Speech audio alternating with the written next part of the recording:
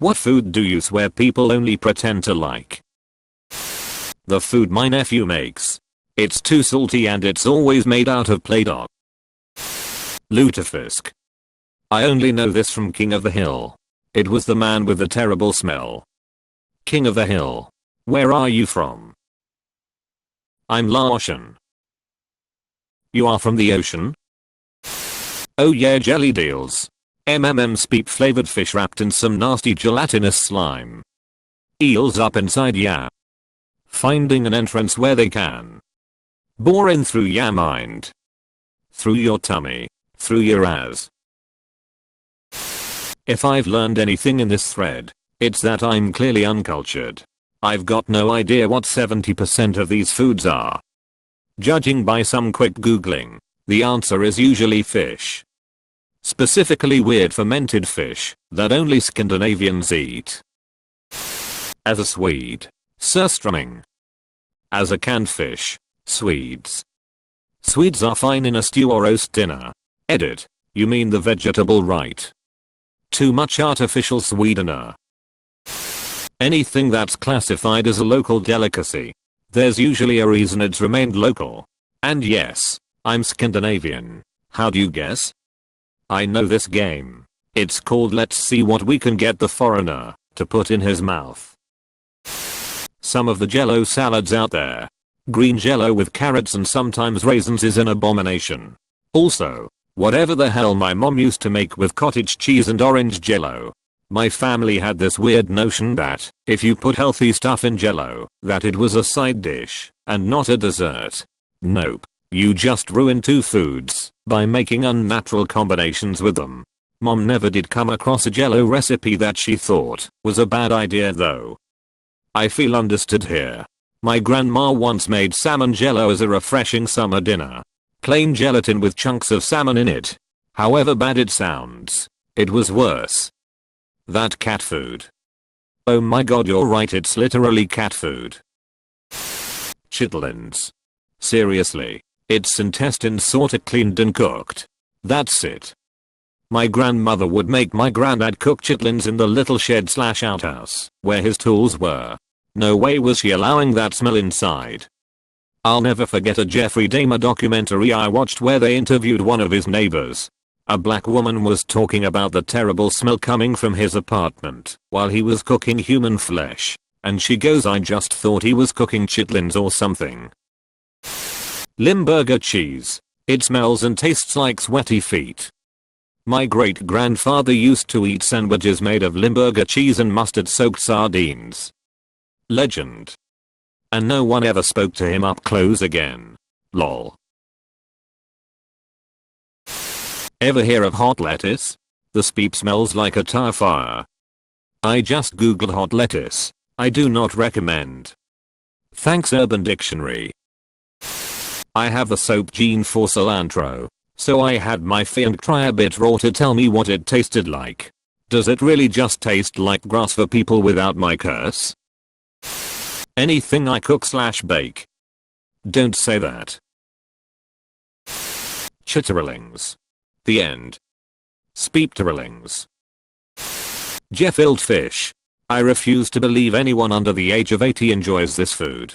It's not normal. Wrong. My mom is 72 years young and loves it. Everybody gonna say oysters, and even though I love oysters I get what they mean. They're the texture of a thick sludgy. They taste like salt water and algae that's marinated an old piece of discarded bubble gum. But I love them. I love them so much. I love them with horseradish, lemon juice and hot sauces. They're mostly just a vector for those flavors I guess. But I'd never really argue with a person who hates on them. They're objectively correct. I've just eaten so many things at this point. Whacked off my taste buds so much. Made them numb with fire and acid. That I've evolved to some twisted realm of flavor where culinary cenobites make me genuinely enjoy some clearly disgusting meal. Roommate in college would eat cereal with water in between paychecks. Then just quit buying milk. Why not just eat it dry? My wife would mix non-dairy creamer with water and use it for milk when we first got married. I mean, I guess it's not that much worse than fat-free milk, but damn. We weren't that poor. Durian. The smell of some durian tea from an ex-coworker led to everyone in my then office thinking there was a gas leak. I love durian, but that speep does not belong in the workplace in any form period. You can wait till you get home to consume your rotten mass gasoline fruit. Raw eggs. There's bound to be a better way to cure a hangover. There is. Literally anything else. Like cooked eggs. Like peep water. Why would having peep with water cure your hangover? Because my peep is very sensitive. Popcorn with ketchup. I don't even want to talk about it. Who does this? Yeah, what the peep? Ballot. I spent quite some time in the Philippines and I never saw one person actively enjoying the food, but eating it, because cheap and easy to get. I lived there for a few years. I saw plenty of people enjoying it. And some people apologized for serving me regular chicken eggs when I was their guest and absolutely believed I was just being polite when I told them that was my preference. Tried it twice. It's a cross between chicken soup and a hard-boiled egg, with the partially formed cartilage of a baby duck, to chew on for 20 minutes or so. I don't recommend it. I just threw up in my mouth a little. Vomit is the traditional side dish enjoyed with ballot. This is the opposite, but I'd just like to say, not Brussels sprouts. Growing up on TV made me think Brussels sprouts was the most horrible thing to exist, but I finally tried them, and they are actually so delicious. Snails. Had them. Nothing thrilling. It's all about the butter and garlic oil. I'd rather have shrimp in that garlic butter. Fermented soybeans natto. I used to share a dorm with some bro types when I was studying abroad in Japan. It was their favorite pastime to eat a bunch of natto, come into the crowded computer room, fart massively, and then block the exits. Wow, so many people hate everything I love. LMAO. Fondant. As far as I'm concerned, if we are supposed to eat your cake, it needs to be delicious. I don't care if it looks like a rocket ship. Black licorice. There just is no way. Kale. Good texture in some soups. Peeps. The gristle from pork chops. Yes. Calamari. McDonald's. Yeah, it's easily the worst of the major American chains. Burger King is much better. Saw it on Instagram and thought it looked terrifying. Cotton candy pickle. Oh. Oh gods. Why? Me. Underscore. Caviar. Avocado. To me, it has no taste. Like cold regular toothpaste. I've been told to add this or that and it's fantastic, but on its own it's tasteless. Hummus. I haven't eaten in weeks and you're telling me that African children. Coffee. Blasphemy. Foie gras. I just don't get it. Grapefruit.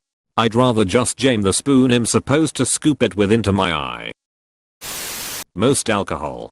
I know it's not a food but still. Frosted mini wheats. Lentils. I hate you, mom. Not really though. Pineapples on pizza. Cauliflower. Haggis. Olives. IPAs. Sushi. Tomatoes. Anything vegan. The ass end of the bread. Kombucha. The cheese that has live maggots in it, or the coffee that is eaten and pooped out by animals. Dutch all salts candy. My dad is Dutch and always had them around the house. When my brother and I were separate for candy we would try again to eat one of these bitter, super salty of disgustingness. It was funny how many times we would try them thinking, maybe, just maybe this time they won't be repulsive. Protein bars. No matter the flavor, it will never be a candy bar. Beads. Mochi. RWOYSTERS. As a Croatian, my pick is Ledetana.